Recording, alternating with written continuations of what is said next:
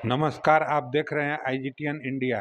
आज हमारे बीच एक ऐसी शख्सियत मौजूद हैं जिनके बारे में जितना कहा जाए उतना कम है। मिलते हैं गया स्नातक विधान परिषद निर्वाचन क्षेत्र के पूर्व प्रत्याशी प्रोफेसर डॉक्टर पुनीत कुमार सिंह जी से, जो 2017 और 2023 में विधान परिषद का चुनाव राष्ट्रीय जनता दल से लड़ चुके हैं और बहुत कम अंतर से चुनाव हार गए, लेकिन उसी जोश खरोश से पार्टी और समाज के कार्य में लगे रहते हैं। ऐसा कोई दिन नहीं जिसमें ये सक्रिय न रहे। तो आइए मिलते हैं प्रोफेसर डॉक्टर पुनीत सिंह से।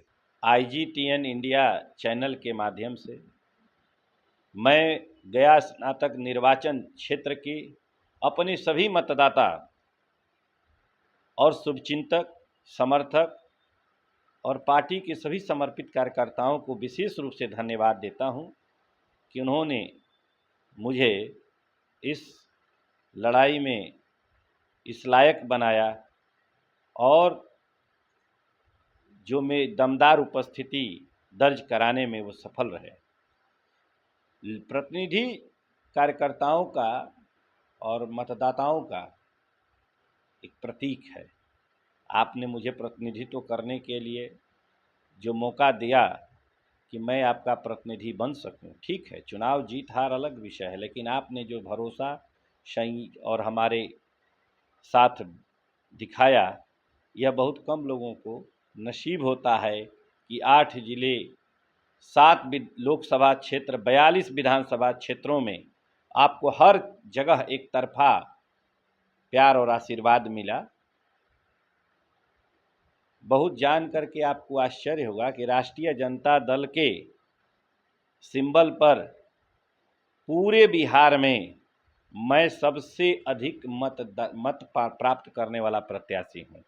भले हम चुनाव नहीं जीते, लेकिन पूरे बिहार में जहां भी स्नातक निर्वाचन क्षेत्र में चुनाव हुए, आज तक हमारा दल की तरफ से कोई भी व्यक्ति 23,000 मत प्राप्त कभी नहीं किया। और इसके लिए मैं सभी मतदाता भाइयों, खासकर बुद्धिजीवियों, शिक्षकों, चिकित्सकों, अधिवक्ताओं और प्रबुद्ध पढ़े लिखे वर्ग का जितना भी शुक्रिया करूं, जितना भी मैं उन्हें धन्यवाद दूं, वो कम है।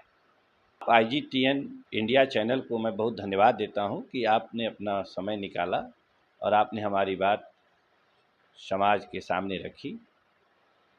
मैं याद करता हूं 1990 का वो दौर, जब बीपी सिंह की लहर थी। उस समय हम लोग हाई स्कूल के छात्र थे और उस ज़माने में हम लोगों की भी जो जिज्ञासा, एक लड़कपन कहिए, जिज्ञासा कहिए, उस समय जनता दल की और लोक दल जनता पार्टी मिल कर के सब बना था। तो जिज्ञासा बस हम लोग भी, एक सामाजिक और पारिवारिक पृष्ठभूमि ऐसी थी समाजवादी की, सभी बच्चे और सभी लोगों के साथ हम लोग भी उस समय से सक्रिय हैं। 90 का चुनाव हो, 95 से तो हम लोग मतदान कर रहे हैं, अपने मतदान का जो अधिकार है उसका प्रयोग कर रहे हैं। तो ऐसा ये कहना कि सक्रियता जो पूछी जाती है बार बार, तो हम लोग ये कहते हैं कि लोक दल, जनता दल, राष्ट्रीय जनता दल 1997 में राष्ट्रीय जनता दल बन गया। 2000 का चुनाव हो, 2005 का चुनाव हो, 10 का चुनाव हो, 15, सभी चुनाव में हम लोग सक्रिय भूमिका में रहते हैं। आप लोग ज़िले के लोग भी जानते हैं कि मैं स्थायी तौर पर 18-19 साल से तो यहीं रह रहा हूँ। 2017 में एक मौका आया कि मैं गया स्नातक निर्वाचन क्षेत्र से चुनाव लड़ा। ये मेरा पहला चुनावी समर था और आप जानते ही हैं कि गया स्नातक निर्वाचन क्षेत्र 8 जिलों में 42 विधानसभा क्षेत्रों को कवर करता है और लगभग उत्तर प्रदेश के बॉर्डर करमनासा से लेकर झारखंड के बॉर्डर तक यह विस्तृत क्षेत्र है और सोन के किनारे से लेकर अधौरा की पहाड़ी, पूरी कैमूर पहाड़ी इस क्षेत्र में है। इसमें नक्सलवादी क्षेत्र भी पहले के रहा है, मैदानी इलाके हैं, पहाड़ी इलाके हैं। इस क्षेत्र में इतनी सामाजिक और भौगोलिक विविधता है जो अन्य कहीं देखने नहीं मिलता है। एक ओर गंगा का किनारा है तो दूसरी ओर सोन का किनारा है। एक ओर फल्गु नदी है तो कोयल नदी भी है।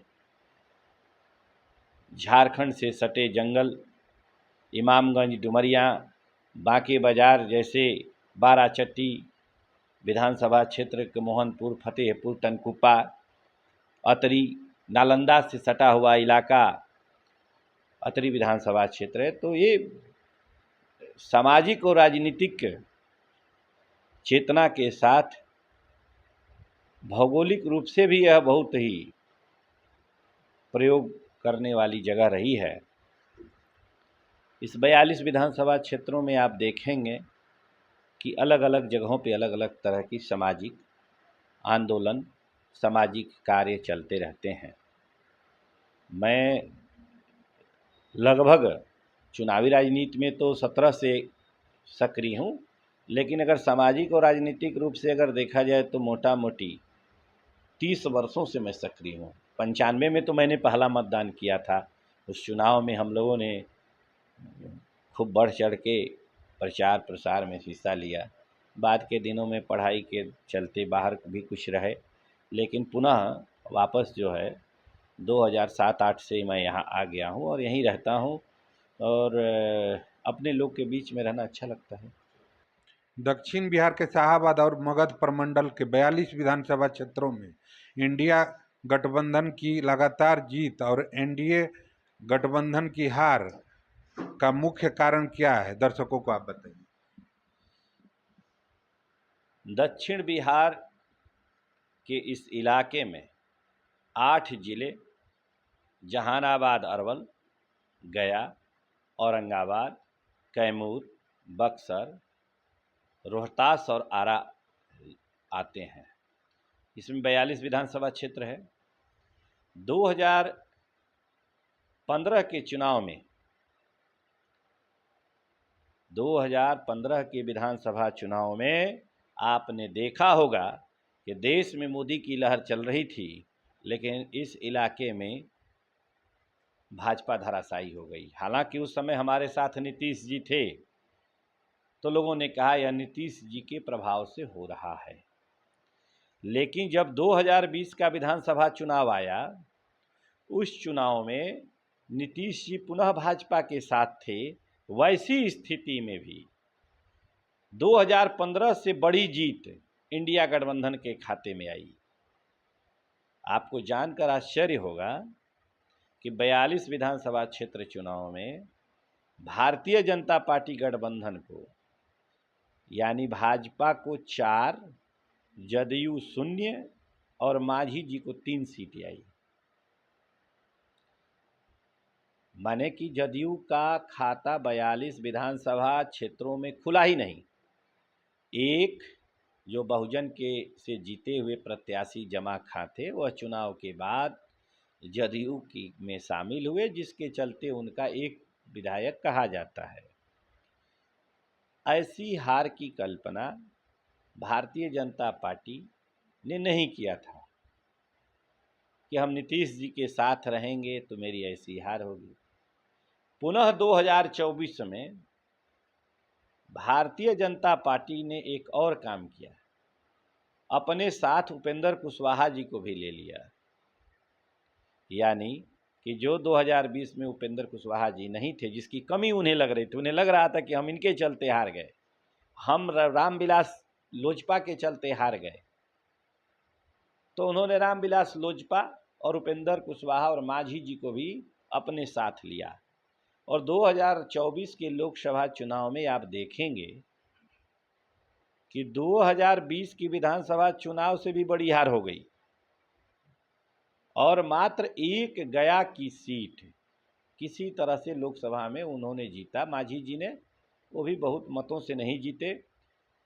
इस इलाके के पड़ने वाले 7 लोकसभा क्षेत्रों में इंडिया गठबंधन के पल्ले 6 सीट और एकमात्र भारतीय जनता पार्टी इंडिया गठबंधन के हिस्से आई, जिसमें भाजपा और जदयू का 0, मात्र मांझी जी के सहारे 1 सीट जीत पाए। गया स्नातक विधान परिषद के अंतर्गत 42 विधानसभा क्षेत्रों में इंडिया गठबंधन के पक्ष में 2020 के विधानसभा के चुनाव में एक तरफा जीत और एनडीए गठबंधन की हार क्यों हो रहा है, दर्शकों को बताइए। जैसा कि मैंने पहले आपको बताया कि मोदी जी और नीतीश जी का दोनों चेहरा 2020 विधानसभा चुनाव के समय जनता के सामने था। बात हुई कि डबल इंजन की सरकार रहेगी तो इस इलाके को भी डबल मौका मिलेगा। केंद्र और राज्य सरकार दोनों मिलकर शाहाबाद और मगध के इलाके को भी विकसित, शिक्षित और रोजगार परक बनाएंगे। लेकिन अगर आप देखेंगे कि 2005 के बाद से ऐसी किसी संस्था का, ऐसी किसी भी व्यवस्था का निर्माण केंद्र की सरकार के द्वारा और नीतीश जी के द्वारा नहीं किया गया। यही मूल कारण है। चेहरा चाहे जितना भी साफ हो, लेकिन जनता अपने नज़दीक देखती है, अपने गांव को देखती है, अपने समाज को देखती है, अपने गलियों को देखती है, सड़कों को देखती है और स्कूलों की तरफ देखती है, अस्पतालों की तरफ देखती है, तो वह पाती है कि हमारे साथ निष्पक्ष रूप से काम नहीं हुआ। सरकार में बैठे हुए लोग, चाहे वो केंद्र में हो चाहे राज्य में, सोन के इस पार आते ही विकास की धारा कुंद पड़ जाती है। वैसे ही जब गया की तरफ जाते हैं तो नालंदा जैसे पार करेंगे, जेठियन का वो इलाका, अतरी का इलाका, फतेहपुर, टनकुप्पा, बाराचट्टी, इमामगंज, डुमरिया से लेकर के कैमूर के पहाड़ियों तक यह इलाका नीतीश जी और मोदी के विकास मॉडल से एकदम अछूता है। अफसोस, आपने देखा होगा कि इस रास्ते कोरोना हो या कुंभ, बिहार को जोड़ने वाला यह इलाका और बिहार के पूरब लगभग 8-9 राज्यों को जोड़ने वाला यह जगह है। गया से लेकर करमनासा के बीच में 200 किलोमीटर की जीटी रोड की हालत आप रोज देखते हैं। आप जहां हैं वहां दशकों से, जब से मोदी जी आए हैं तब से यह रोड नहीं बना है। लालू जी का दिया हुआ रेल आज तक संपूर्ण नहीं हुआ, डीएफसीसी कॉरिडोर। ऐसी अनेकों उदाहरण हैं। तो जब जनता सामने देख रही है तो वादों पर क्या है, वादे कर किए गए और वादे में चले गए। तो जनता यहाँ की बहुत ही संवेदनशील और सजग है, वो भी कुछ नहीं बोलती है, वोट बटन दबा कर चली आती है। शाहाबाद और मगध के इस इलाके में इतिहास रहा है कि जब जब देश में शासन और सल्तनत बहुत तेज गति से आगे बढ़ते हैं और जनता का दमन और शोषण करते हैं, वैसी स्थिति में इस जमीन से एक वीर योद्धा और सामाजिक परिवर्तक निकले हैं। चाहे आप इतिहास के पन्नों में जाएं तो याद होगा आपको चौसा का मैदान और बक्सर की लड़ाई, दो एक महत्वपूर्ण है। चौसा के लड़ाई में मुग़ल सल्तनत के हुमायूं की हार और शेर शाह जो शाहाबाद की शान सासाराम शाहाबाद का मिट्टी से जन्मा बेटा, उसने पूरे मुग़ल सल्तनत को उलाट दिया। कहने को वो भी मुसलमान थे, लेकिन मुगलिया शासन को उसने कैसे सूरी वंश ने तख्ता पलट किया, यह इतिहास में दर्ज है। उसी तरह से आप देखेंगे कि बक्सर की लड़ाई में एक कई सौ वर्षों की सल्तनत मुग़ल शासन को अंग्रेज़ों ने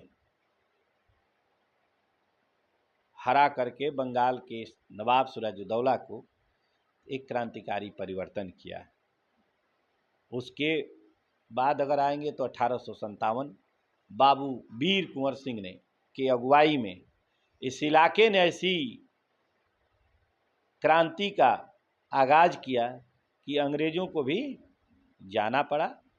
कहने का मेरा तात्पर्य है कि इस इलाके के लोग बहुत ही सहनशील, धैर्यवान और बहुत ही जागरूक लेकिन हैं, बहुत जागरूक। सामाजिक चेतना और राजनीतिक चेतना में इनका कोई तोड़ नहीं है। अब समय समय पर इसकी वानगी आपको देखने के लिए मिलती है। भारतीय जनता पार्टी राष्ट्रवादी पार्टी अपने को कहती है, लेकिन आप देखेंगे कि देश के दो मुख्य महानगरों को जोड़ने वाली कलकत्ता और दिल्ली के बीच का यह इलाका 200 किलोमीटर लंबा, आज तक इनसे रोड नहीं बना। राष्ट्र को ही जोड़ना था। नारा होता है कि सड़कें जो हैं, सड़कें कोई केवल जोड़ती, मोदी नीतीश जी का भी है कि हम सड़क बनाते हैं एक दूसरे से जोड़ने के लिए, लेकिन इस मामले में दोनों लोग फेल हैं। संस्थाओं का निर्माण नहीं हुआ। जिसको जंगल राज कहते हैं, उस समय वीर कुंवर सिंह विश्वविद्यालय का निर्माण हुआ और उस विश्वविद्यालय के निर्माण के बाद आज तक कोई भी नया विश्वविद्यालय नहीं आया। तो ये बहुत, आप बताइए, उस वीर कुंवर सिंह विश्वविद्यालय से 1 लाख बच्चे हर वर्ष स्नातक होते हैं।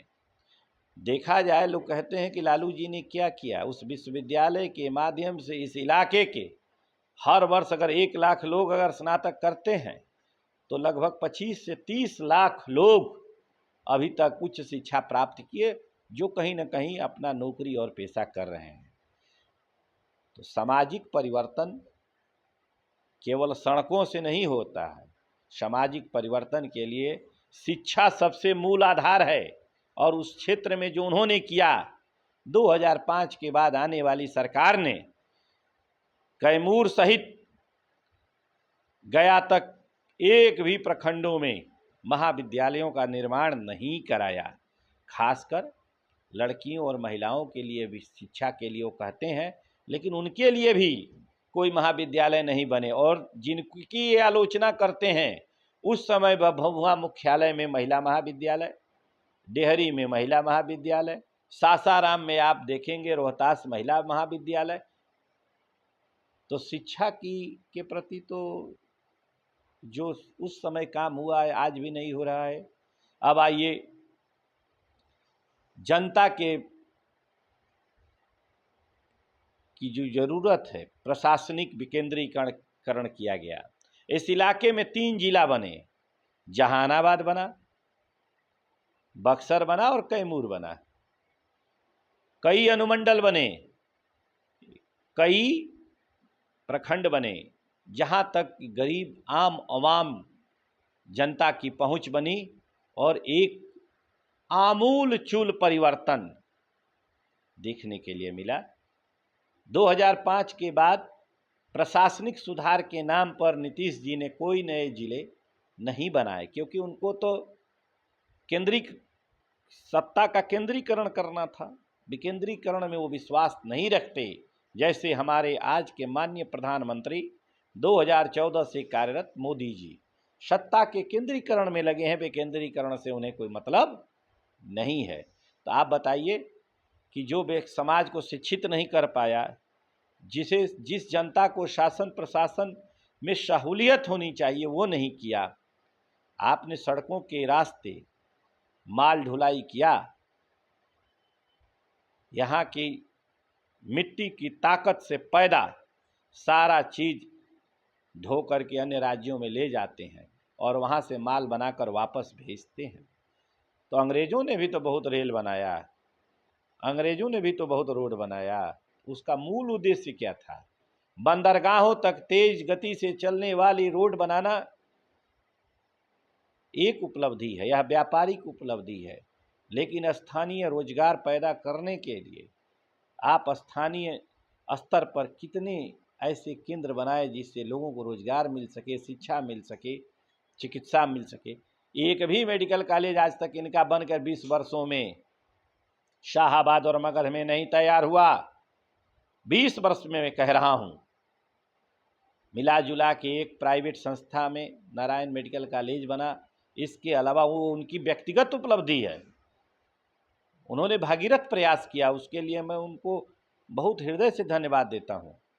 लेकिन इसके अलावा सरकार के स्तर से आप बताइए, 8 जिलों में कोई भी नया संस्था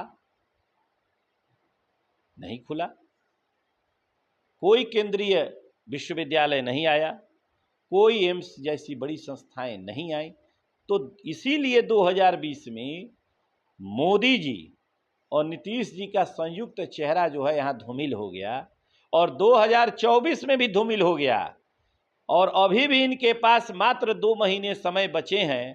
तो ऐसा क्या परिस्थिति पैदा होगा कि इनके चेहरे को देख करके लोग वोट देंगे, जबकि दोनों लोग 75 के पार हैं, थके हुए हैं और चेहरों पर उदासी और बुढ़ापा साफ झलक रहा है। इसलिए सत्ता में परिवर्तन होना अवश्यंभावी है और उसमें शाहाबाद मगध के इस इलाके में इंडिया गठबंधन की भारी जीत होगी। हमको तो उम्मीद है कि 2-4 सीट जो पिछली बार मिला था वो भी इस बार साफ हो जाएगा।